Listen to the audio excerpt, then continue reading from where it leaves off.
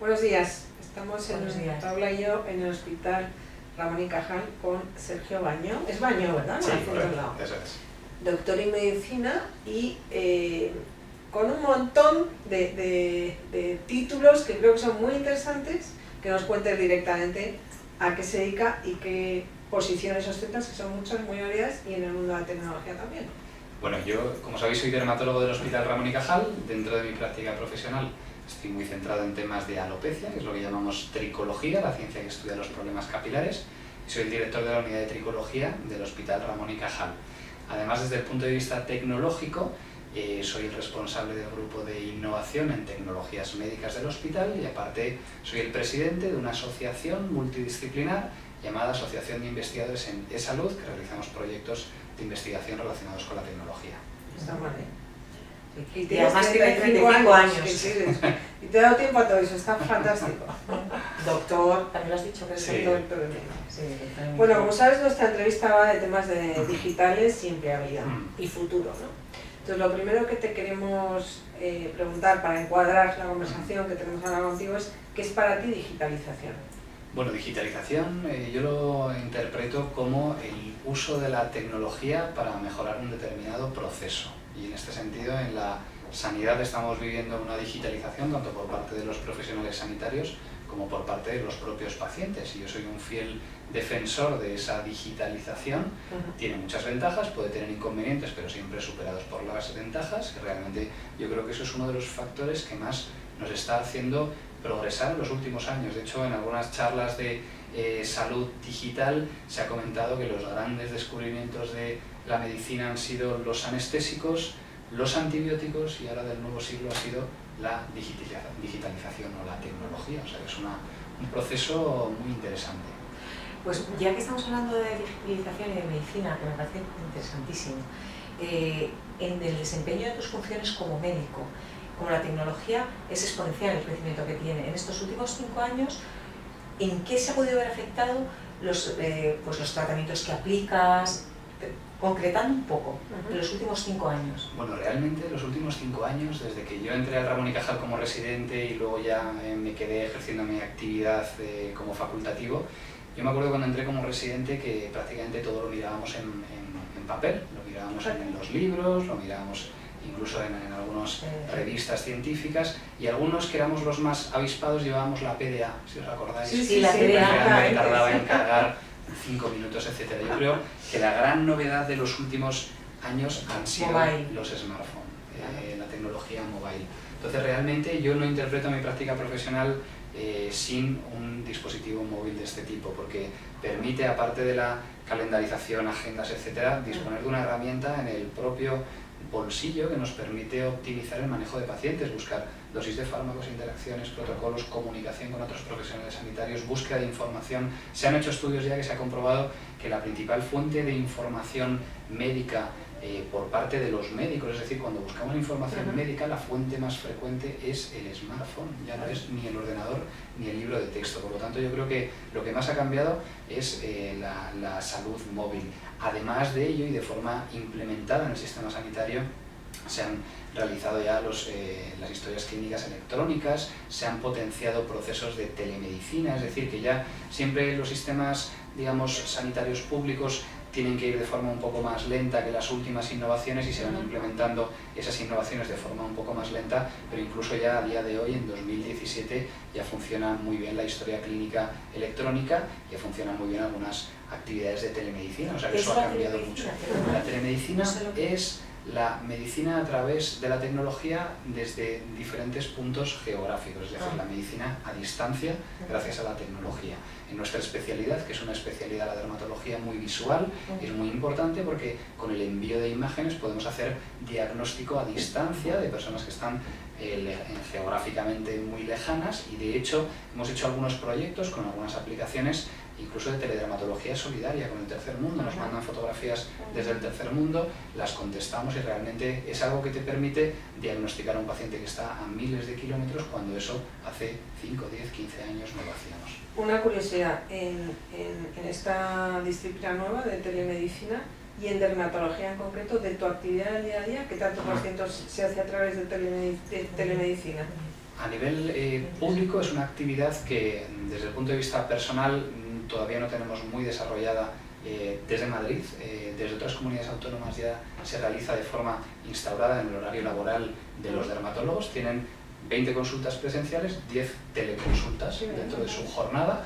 Nosotros a nivel de actividad privada sí que realizamos telemedicina y luego es muy importante que la telemedicina no solamente es teleconsulta, también es telemonitorización y yo, la mayoría de mis pacientes tienen mi correo electrónico y ejerzo actividades de telemonitorización, me van dando feedback, cómo les va el tratamiento, a veces me mandan fotografías, etc. A mí me han diagnosticado un tema de dermatólogo, una compañera de este señor, pero diagnosticado, clavado. ¿Por telemedicina? Sí, Ah, qué bien. clavado, hace 2 años. Una cosa que era diferente porque se había contraído en un país raro y Rosa en un minuto le mandé la foto y me dijo, esto es esto. O sea, que Sí, quiero decir, Muy interesante, todo lo que nos cuentas. Entonces, si adscribimos, ¿no?, todos estos cambios que ha habido en estos últimos 5 años, ¿tú has visto en tu profesión, en tu actividad, tanto en la sanidad pública como en la privada, que haya oficios, no sé cómo llamarlo, especialidades Sí. que se estén diluyendo? posiciones nuevas, perfiles nuevos, Ujú. médicos con perfiles nuevos? Antes nos comentabas, antes de empezar la entrevista, que es importante que lo digamos, que este señor es un médico que está en Twitter, que está en las redes, tal. Sí. ¿Qué perfiles dentro de esta vais a necesitar ahí? Sí, yo creo que estamos viviendo un cambio de perspectiva y antiguamente el médico que huía de lo digital cada vez le gusta más lo digital, incluso a médicos senior, no solo a médicos jóvenes.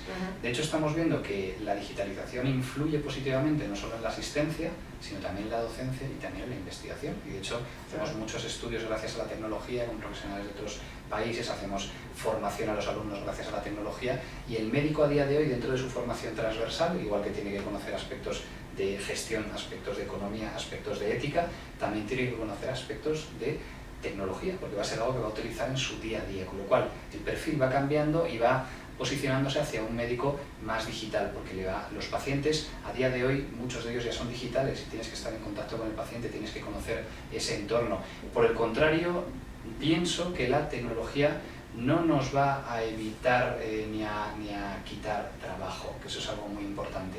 Yo lo veo como una herramienta de apoyo más. Y os pongo un ejemplo, porque se tuvo mucho miedo también cuando empezó con la digitalización y la tecnología en sanidad, a decir, oye, pero esto de la tecnología va a deshumanizar la práctica médica, porque el estar delante de un ordenador con el paciente, etc. Pues bien, se ha visto que no. Nosotros hemos hecho estudios aquí en Ramón y Cajal que la utilización de una aplicación delante del paciente, por su bien, en el smartphone, de cara al paciente aumentaba su satisfacción, lo veía como algo positivo el que buscaras una determinada información en tu propio smartphone, es decir, no deshumanizaba la práctica médica. La relación médico-paciente depende más de la propia relación, más que el que utilices una herramienta o no. Y yo lo percibo, o pongo siempre el ejemplo, que es como cuando se empezaron a utilizar los escáneres en radiología, que era una tecnología que tiene una utilidad indudable y realmente mejora la precisión diagnóstica del radiólogo y no hace que hayan sustituido a los radiólogos ni que hayan perdido, por así decir, actividad laboral. Al revés, seguramente les haya potenciado más. Yo creo que la tecnología nos va a suponer una herramienta que va a ayudar, va a hacer más eficientes algunos procesos, pero siempre tiene que ir apoyado por algún médico y algún dermatólogo detrás, en el caso de la dermatología. Entonces, un poco también, incidiendo otra vez en la pregunta de Marta, porque concretar más posiciones que en un hospital haya que no existía antes. Pues, por ejemplo, un responsable de Big Data del hospital. Tú que estás en un hospital tan grande, que esto es una ciudad, no un hospital, ¿habéis tenido que contratar en los últimos 5 años dentro del ámbito de la gestión del hospital, pues data scientist, o sea, gente así? ¿Es una realidad en los hospitales o todavía no lo es? Mira, a nivel público no tengo el 100% de los datos, pero a nivel de gestión seguramente hayan tenido que hacer crecer su departamento de informática. También el departamento de comunicación ha crecido por la comunicación digital. Ya normalmente los medios no solicitan entrevistas solo presenciales, sino también digitales, y eso va haciendo que crezca el volumen de información. Y a nivel nuestro en dermatología sí que hemos podido tener un crecimiento en la plantilla, ya no por actividades meramente asistenciales, sino por actividades de investigación e innovación, en las cuales en muchos de esos proyectos han sido tecnológicos. De hecho, también hicimos un estudio con una aplicación con atención primaria que nos enviaban imágenes de teledermatología y vimos cómo esta utilización de la aplicación evitaba la derivación del 35% de los pacientes. Nos permitía un ahorro de tiempo, ahorro de coste y ahorro de derivaciones innecesarias que nos permitía ver más rápido a los pacientes que realmente lo necesitaban, y esto ha sido gracias a la tecnología. tecnología. Sergio, antes hablabas de conocimientos y aptitudes. Vamos a hablar de habilidades, ¿no? Los doctores, los médicos, especialistas o generalistas tienen que tener una serie de aptitudes y de actitudes con C.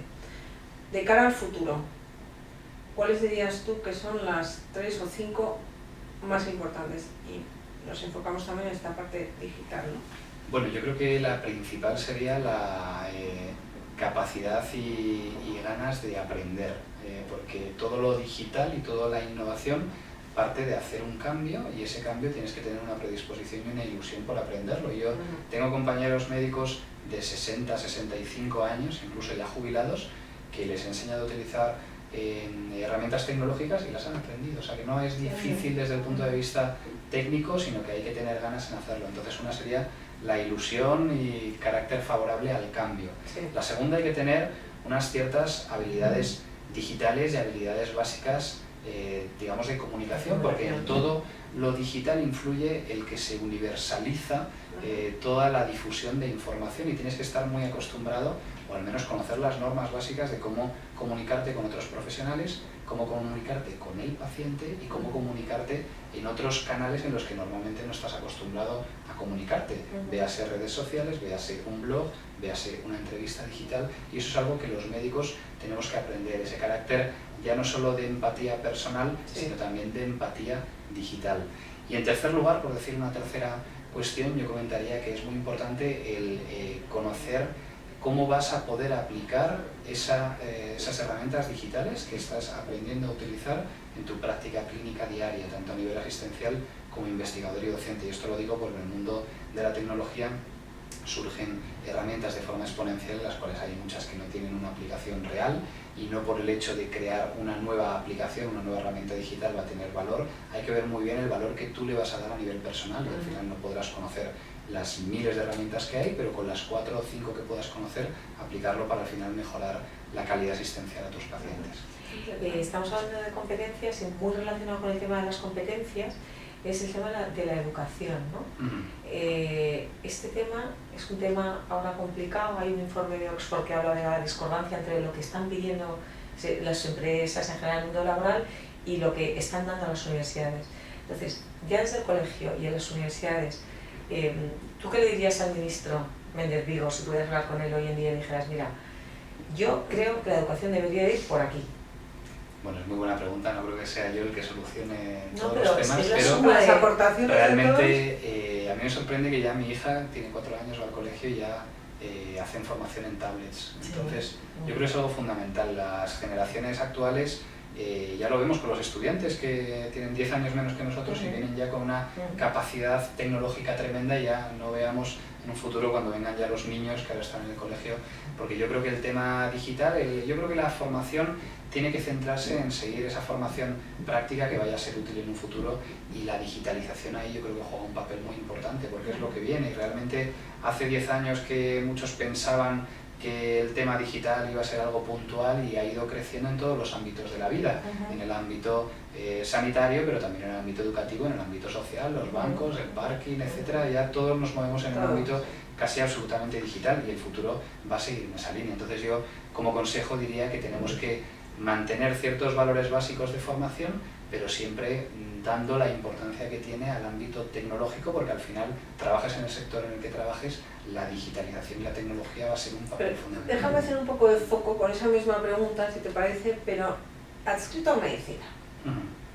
Si fueras el decano de todas las universidades y facultades de medicina, ¿qué habría que poner en esa carrera tan larga que tenéis que Sí, que es una cosa eterna? Yo creo que en la carrera que se barajan múltiples especialidades y asignaturas muy transversales, yo creo que tendría que haber 2 o 3 asignaturas nuevas. Troncales. Una sería algo relacionado con la tecnología, la utilización de la tecnología. Otra sería con la comunicación, y quizá otra sería con la empatía o relación profesional con el propio paciente, porque a día de hoy no hay, se va aprendiendo con el paso del tiempo, pero yo creo que tiene la suficiente caché luego en la práctica profesional como para que estos 3 sectores tuvieran representación a nivel de la docencia de grado. Te voy a hacer una pregunta muy de lo del tema de la alopecia. ¿Está resuelto el tema de la alopecia? Perdón que haga esta pregunta al doctor, pero yo no tengo a nadie cerca a cargo, pero me parece impresionante, porque hace poco hablé con un amigo mío que le están haciendo implantes, o sea, en Turquía. Digo, pero ¿esto es una realidad? ¿La Turquía? Sí, la Turquía. Sí, Este es piloto. Ha avanzado mucho los tratamientos dentro del mundo de la tricología, pero todo está por descubrir todavía. De hecho, a día de hoy que el tratamiento más de moda es frenar la alopecia con los tratamientos médicos y luego hacer un trasplante capilar, y luego consigues unos resultados muy visibles. El futuro será a raíz de un solo folículo, clonar las células madre de ese pelo y crear miles de pelos a raíz de un solo pelo. Y esto, el tratamiento con células madre, llegará en el futuro, en no más de 10, 15 años estaremos. Contigo nos estamos saliendo un poquito de... Pues médico, pero tengo una curiosidad.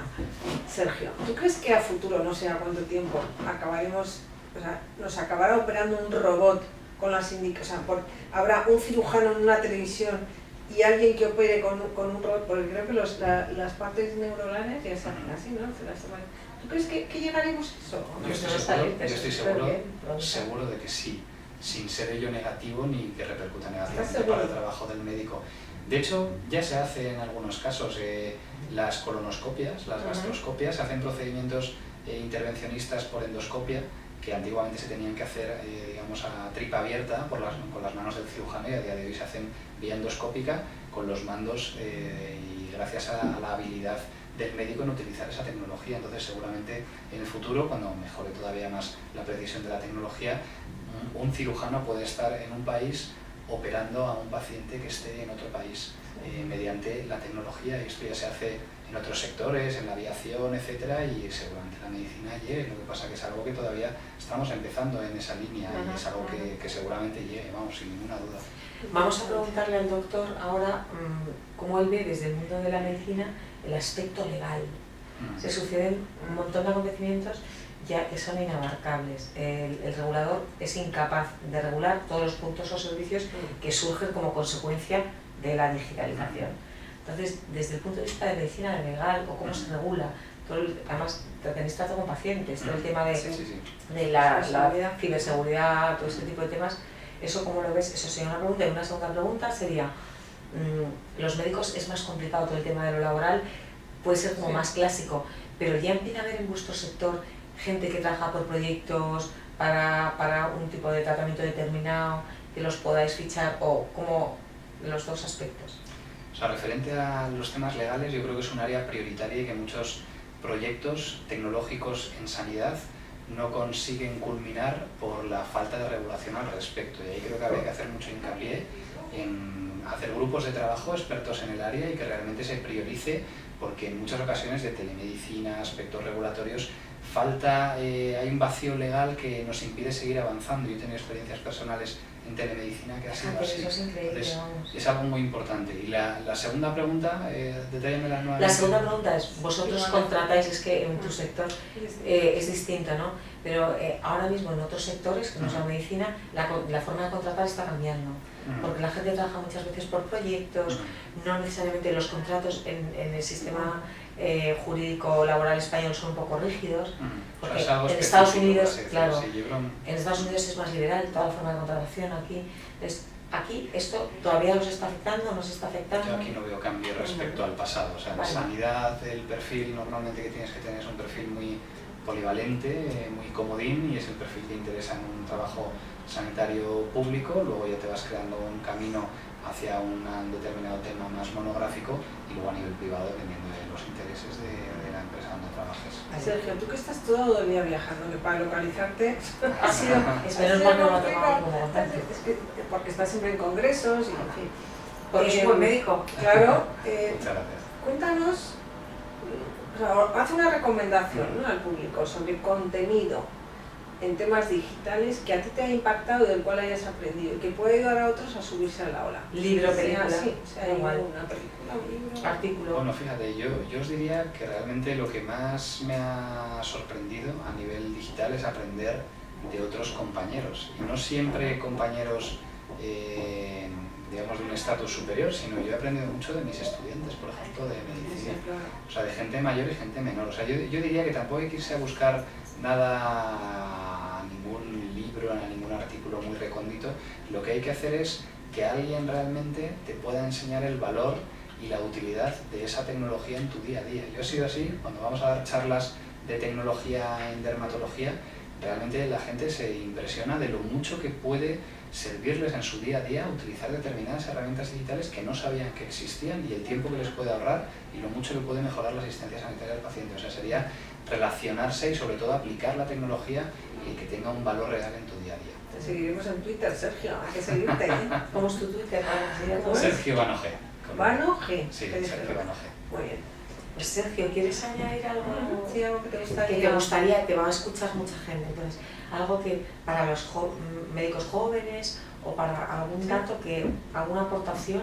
Bueno, yo quizá como aportación para los profesionales sanitarios, más que médicos, incluso otros profesionales, que entiendo que será totalmente exportable a otros sectores que no sean de la sanidad. Cuando siempre en innovación, y en este caso como buena innovación en tecnología, supone un cambio inicial que suele ser una barrera para luego tener una serie de beneficios. Entonces, en general la raza humana es muy perezosa y te da pereza, cuando estás acostumbrado a hacer algo, exponerte a un cambio.